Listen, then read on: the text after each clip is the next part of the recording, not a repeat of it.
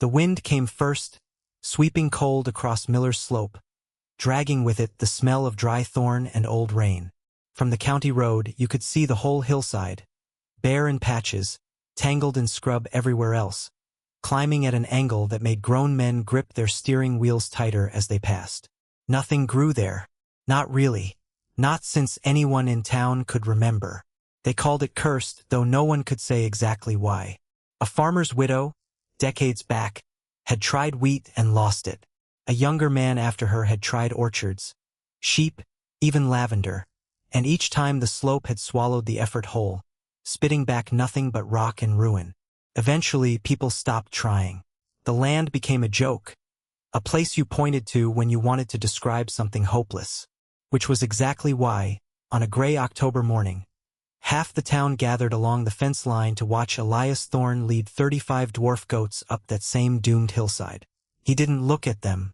He didn't need to. He could hear the murmurs carried on the wind, feel the weight of folded arms and shaking heads. A widower with nothing left to lose, they said. A man throwing away his last dollar on animals too small to be worth the trouble. What none of them noticed, what only Elias seemed to see, was the old stone marker jutting from the brush near the ridge, half swallowed by weeds, its carved face worn smooth by 100 years of weather. He'd seen it before. He just hadn't understood it yet. Not yet. There had been a time when Elias Thorne's name meant something in this valley. His father had run one of the finest orchards in the county, and Elias had grown up with dirt under his nails and pride in his chest, learning the slow, patient language of trees, when to prune, when to wait, when to trust the ground to do what soil had done for 100 years before him. Then the frost came, 2 bad seasons back to back, followed by a bank that showed no patience at all. The orchard was sold in pieces, the family name reduced to a cautionary tale told over coffee at the diner. And then, just as he was clawing his way back from that, Margaret got sick. He had sold what little remained to pay for her treatment. He would have sold twice as much. When she passed, the town offered casseroles and sympathy for exactly as long as custom demanded, and then moved on the way towns do. Elias did not move on. He simply stopped being seen. He became the man at the edge of gatherings, nodded to but not spoken with.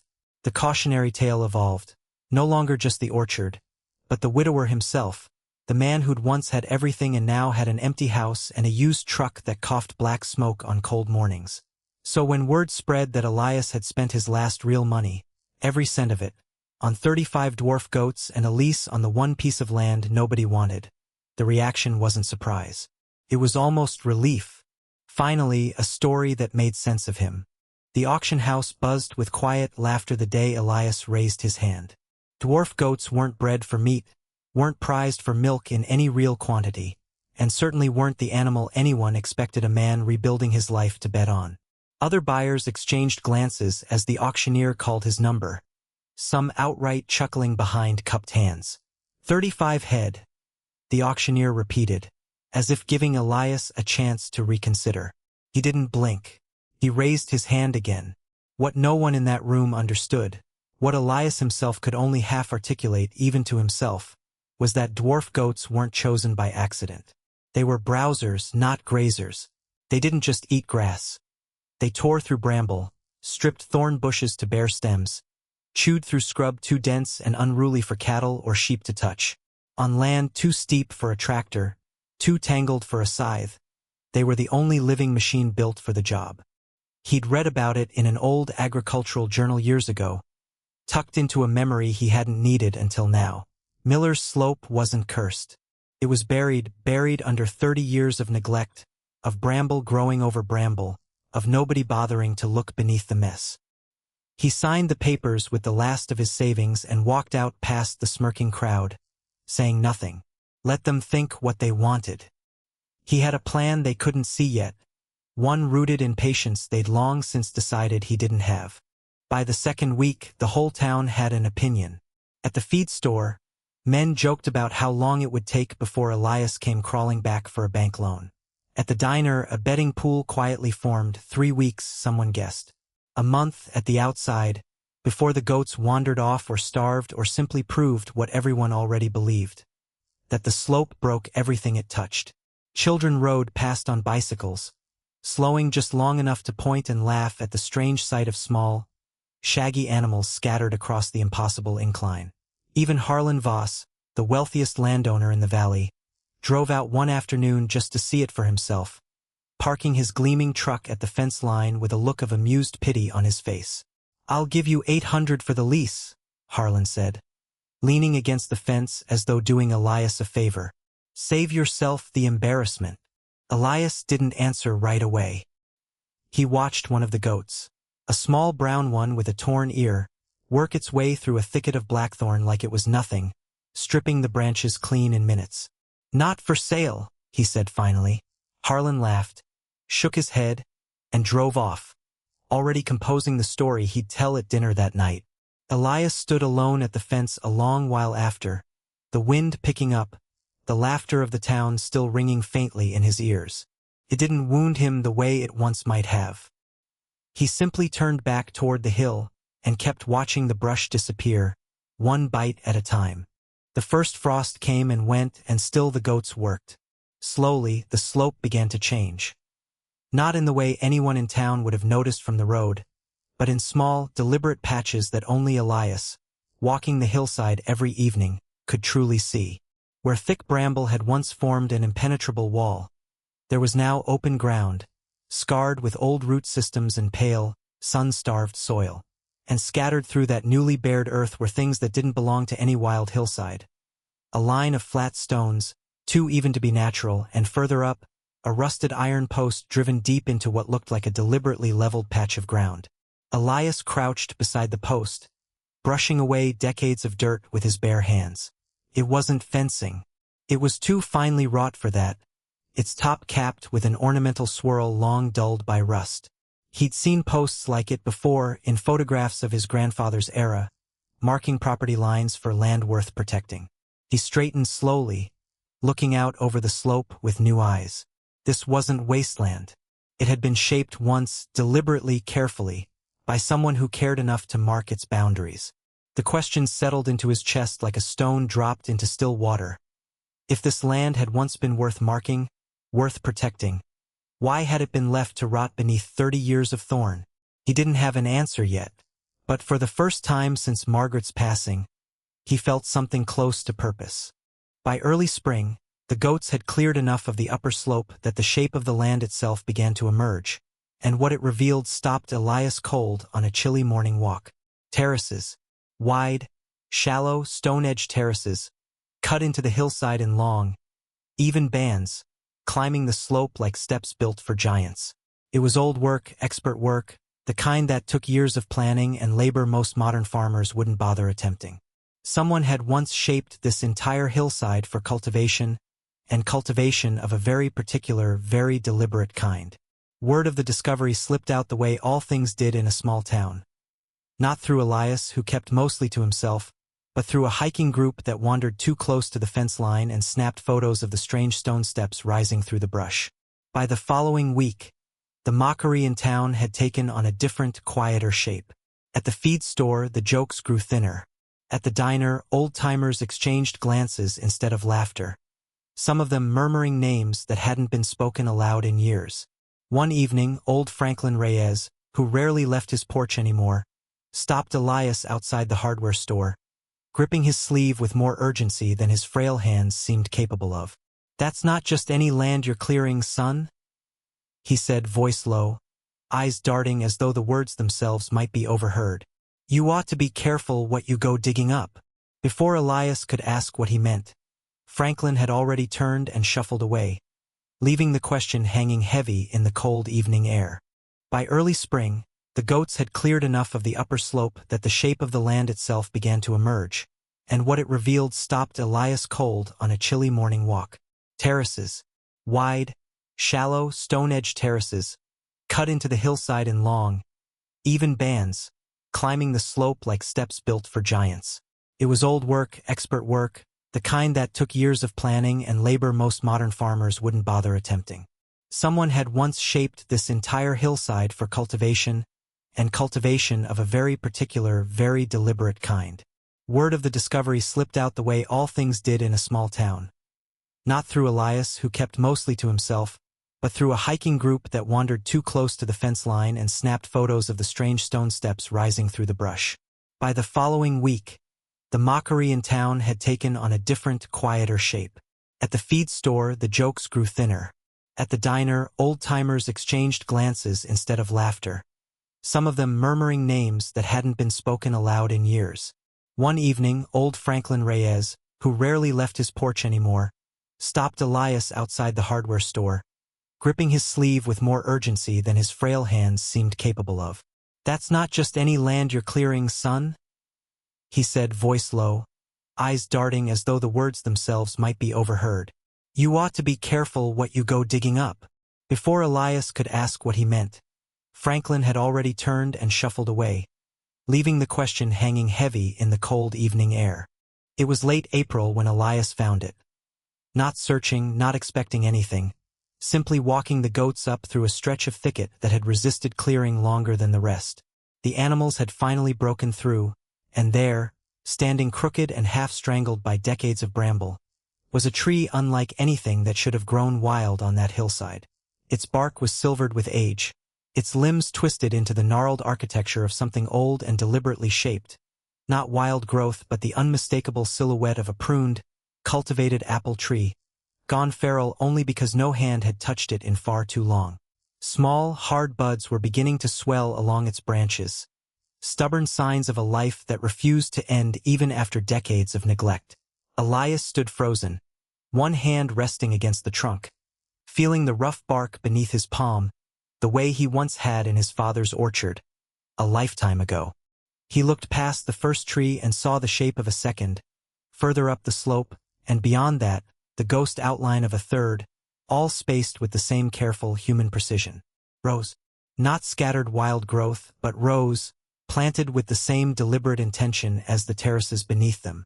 Someone had built an orchard on this hillside once, a real one cared for and cultivated, and then, for reasons Elias could not yet fathom, had let the wilderness swallow it whole.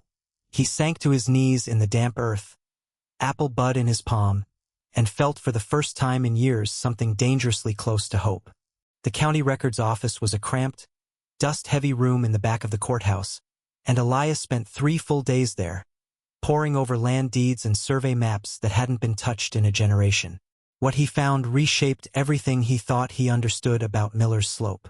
The land had once belonged to the Callaway family, orchard growers whose name, decades ago, had carried the kind of weight now attached to Harlan Voss. Their apples had won prizes at county fairs 3 years running before the family vanished from the records almost overnight. The land seized in a tangled dispute over unpaid debts that, buried deep in a footnote, hinted at something more deliberate than simple bad luck. A neighbor's signature appeared twice in the paperwork, co-signing documents that transferred the land away from the Callaways under circumstances the old clerk, when pressed, would only describe as messy. The name on those signatures made Elias's stomach turn. Thus, not Harlan himself, his grandfather. The same family that now sat atop the valley's wealth. The same family whose descendant had strolled up to Elias's fence line offering $800 to make his embarrassment disappear. Word of Elias's courthouse visits didn't stay quiet for long. By the time he left the records office on the 3rd day, he could feel the shift in the town's attention, a current of whispers moving faster than he could outrun. Something valuable was hidden on that slope. Everyone could sense it now, and for the first time Elias understood he wasn't just clearing brush anymore. He was racing against people who very much did not want that history dug up. The goats found the cellar door before Elias did, scraping at a mound of packed earth near the oldest apple tree with an insistence that finally drew him over to look. Beneath a tangle of roots and collapsed stone lay a wooden hatch, warped but intact, leading down into a small, dry root cellar that had somehow escaped 30 years of decay. Inside, wrapped in oilcloth gone brittle with age, Elias found a metal box. His hands trembled as he pried it open beneath the gray afternoon light. A letter, the ink faded but legible, written in a careful, deliberate hand. It was from Thomas Callaway, dated decades earlier, addressed to no one in particular, a record meant to survive, not to be sent. In it, Calloway detailed the pressure his family had faced from a neighboring landowner determined to seize their orchard through manufactured debt and quiet coercion. Rather than let the grove fall into those hands, he had made a choice: to let it disappear beneath the wild growth, hidden in plain sight, protected by neglect until someone with the patience to uncover it might one day set things right. Folded within the letter was something more valuable still: a handwritten claim, witnessed and dated, asserting the Calloway family's rightful ownership independent of the disputed transfer, a document never filed, deliberately kept out of reach of the men who'd forced the family out. Elias sat in the cellar's dim light for a long time, the letter trembling in his hands, understanding at last why the slope had waited so patiently to be found, and by whom it had always been meant to be found. News of the letter did not stay contained for long. Within days, the quiet whispers of the town sharpened into something far more urgent. Cars began appearing at the base of Miller's Slope, surveyors hired without Elias's knowledge, distant relatives of the Calloway line suddenly remembering family ties they'd never once mentioned, lawyers in pressed suits leaving business cards tucked into his mailbox. Harlan Voss arrived personally this time, his earlier amusement replaced by something colder. He didn't bother with pleasantries. "That letter means nothing without a filed claim," he said, standing too close to the fence line, his voice carrying the practiced calm of a man used to winning. "My family's ownership has stood for 60 years. You really want to drag all that up now?" Elias held his ground, saying little, letting Harlan's threats hang unanswered in the cold air. But that night, alone in his kitchen, he felt the full weight of what he was facing. This wasn't a story anymore. It was a legal war, and Harlan Voss had resources Elias could never hope to match. Lawyers on retainer, decades of influence woven into every corner of the county courthouse. 2 mornings later, he found his fence line cut in 3 places, several goats wandering loose along the county road. No note, no explanation, just a message clear enough not to need one. Time was running out, and for the first time since finding the letter, Elias understood exactly how far some people were willing to go to keep the past buried. The county hearing room was packed tighter than anyone could remember, folding chairs dragged in from storage to accommodate the crowd. The same neighbors who had once laughed at Elias's goats now sat in uneasy silence, watching him walk to the front of the room carrying a single weathered folder. Harlan Voss's legal team spoke first, smooth and confident, dismissing the letter as an unverifiable relic, insisting decades of established ownership could not be undone by sentiment and old paper. Elias listened without flinching, and when his turn came, he did not raise his voice. He laid out the county records, the buried survey markers matching Calloway's original boundaries stone for stone. He described the goats clearing decades of deliberate neglect, revealing terraces and rows planted with a precision no wild land could mimic. He read Thomas Calloway's letter aloud, his own voice steady even as the room grew still around him, and placed the witnessed ownership claim into the judge's hands. A murmur rippled through the crowd as the county historian, called as an independent witness, confirmed the terracing techniques matched documented Calloway methods precisely, techniques never used anywhere else in the valley. Harlan's confidence cracked visibly under the judge's pointed questions about his grandfather's co-signed debt documents, questions he had clearly not prepared to answer. When the judge finally spoke, ordering a formal review that would very likely restore the Calloway claim, the room erupted into hushed conversation. Elias simply exhaled, feeling decades of quiet injustice finally beginning to loosen their grip. The formal review took 3 more months, but by late summer the ruling was final. The Calloway claim stood. Miller's Slope in full belonged to Elias. He did not celebrate the way the town half expected him to. There was no triumphant announcement, no gloating over Harlan Voss's quiet retreat from public life. Instead, Elias spent that summer doing what he had always known how to do best: restoring what had been buried, pruning the wild growth from ancient branches, replanting where the old rows had thinned, letting the goats continue their patient work along the lower terraces. By autumn, the orchard bore fruit for the first time in over 3 decades. Word spread quickly, and this time it wasn't mockery that drew the town back to the slope, but curiosity, then wonder, as neighbors walked the restored terraces and tasted apples grown from trees their own grandparents had once known by name. Even those who had laughed loudest found themselves standing quietly among the rows, sampling fruit grown from a history they had nearly let vanish forever. Elias remained mostly unchanged by the attention. In the evenings, he still walked the slope alone, goats trailing behind him through rows heavy with fruit, the same wind sweeping across the hillside that had once carried nothing but laughter and doubt. Now it carried something else entirely, the quiet, unmistakable scent of apples, and the knowledge that some things, buried long enough beneath neglect and cruelty, still find their way back into the light.